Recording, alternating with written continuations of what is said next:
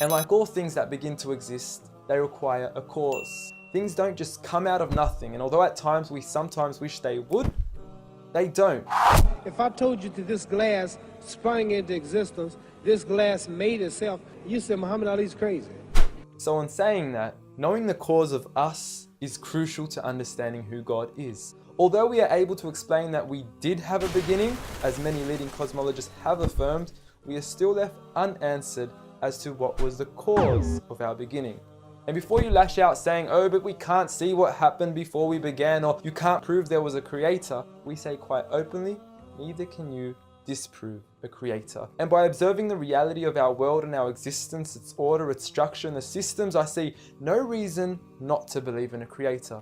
But then one may ask, where did this creator come from? What was the cause of him? And it will go on forever and ever, which would most probably lead to us never have ever been created.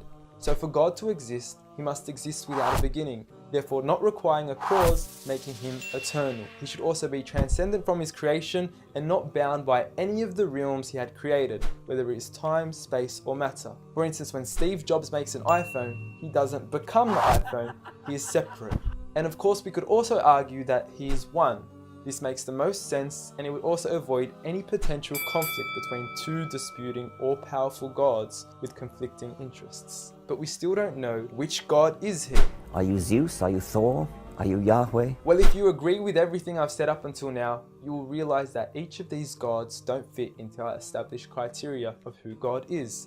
They are all created beings, they are not eternal, they have not created anything, they are dependent, and they require sleep, rest, oxygen, and food.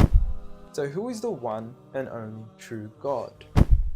I present to you a God who is one and only, eternal, exists without a beginning, who was uncreated, requiring no cause for himself, yet being the absolute cause and creator of everything else. Allah. A simple definition of God that is logical and rational. There is nothing like him, no man, no creature, nothing imaginable. He is the one who is perfect, although I don't like using the word perfect because our understanding of perfection would never encompass his true essence. He is in control of everything, whereby nothing can harm us unless he wills it. He is the all-knowing, the all-hearing, and unlike our friend Kanye, he is the all-seeing.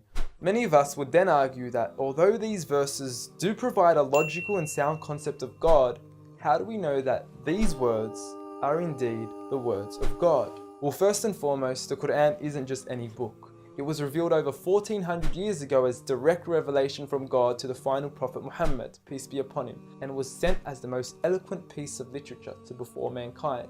Revealed at a time where poetry was rife and to a population housing the best of poets, only to leave them speechless and at a loss for words. Now, what is important to note is that the Quran doesn't fit in any of the known classes of poetry nor prose. Rather, it is a fusion of both that even to this day shape the hearts of Muslims and non-Muslims alike.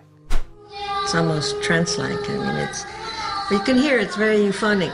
There's a lot of internal rhyme and end rhyme, and the rhythm is not predictable, and it's beautiful. Even to this day, the Quran remains incomparable and stuns humanity with its accurate references to science and history, from accurate descriptions of the human embryo to historically accurate references to the different rulers in the different Egyptian dynasties. And no matter how many times people will try to discredit the Quran on its authenticity, it remains standing.